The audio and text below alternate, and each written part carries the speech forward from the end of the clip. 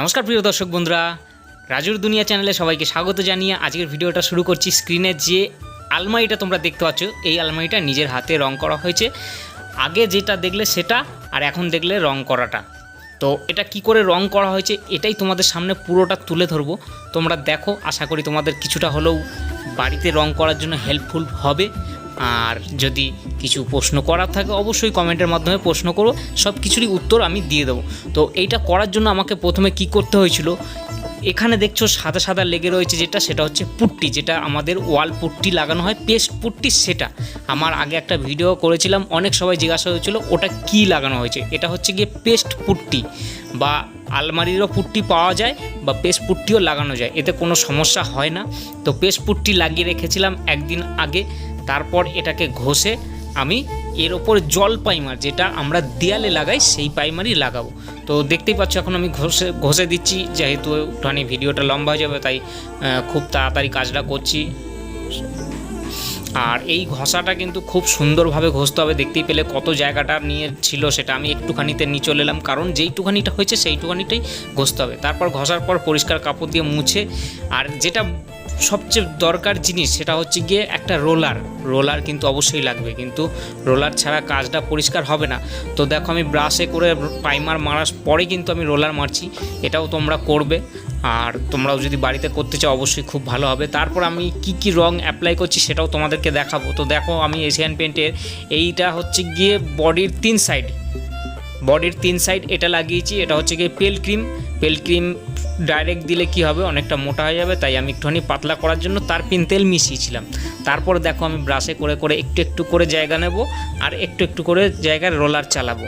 বেশি জায়গা তোমরা একদমই নেবে না, কারণ বেশি জায়গা, অনেকটা করে জায়গায় যদি তোমরা ব্রাশে করে লাগিয়ে ফেলো, এর ফলে কি হবে, একদম রোলার টানতে পারবে না। অতএব ওই জায়গাগুলো কিন্তু খুব বাজে দাগ হয়ে যাবে, মানে একদম দেখতে খুবই বাজে লাগবে। তো এই আলমারিটা একদম প্রিমিয়াম লুক, যেমন কারখানা থেকে হয়ে আসে সেরকমই কিন্তু কালার হয়ে গেছিলো, তোমরা দেখলে বুঝতে পারবে।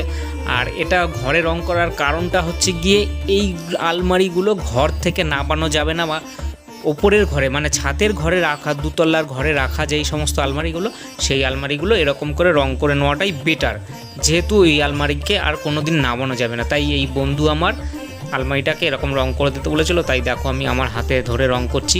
আর অবশেষে কিন্তু একদম লাস্টে একদমই মিস করবে না, কারণ আলমারির লাস্টের অংশটা না দেখলে তোমরা বুঝতে পারবে না যে আলমারিটা কীরকমভাবে রং করেছি।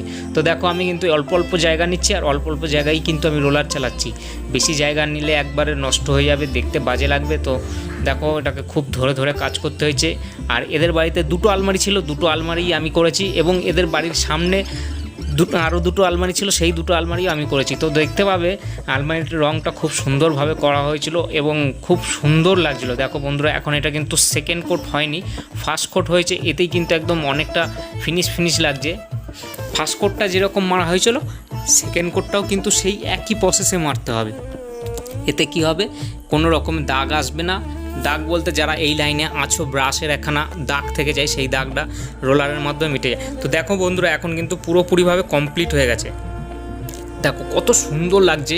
আর এই হ্যান্ডেলটা আর যেখানে স্টিকারটা ছিল সেই জায়গায় আমি মাস্কিং টেপ লাগিয়ে দিয়েছি। দেখো এটা হচ্ছে দু নম্বর আলমারি। আর এটা আমার কথাটা একটুখানি তুলতে যাচ্ছে, ওটাকে নিয়ে কোনো হাস্যকর ব্যাপার করো না। তো দেখো এটা হচ্ছে দ্বিতীয় আলমারি, এটাতেও আমি কিন্তু এই পিঙ্ক কালারের সাথে পেল ক্রিম কালারটা দুটো অ্যাডজাস্ট করে দিয়েছি, খুব সুন্দর লাগছিলো। আর আশা করি আমার ভিডিওটা তোমাদের ভালো লেগেছে, আর ভালো লাগলে কিন্তু অবশ্যই লাইক, কমেন্ট, শেয়ার এবং চ্যানেলটা অবশ্যই সাবস্ক্রাইব।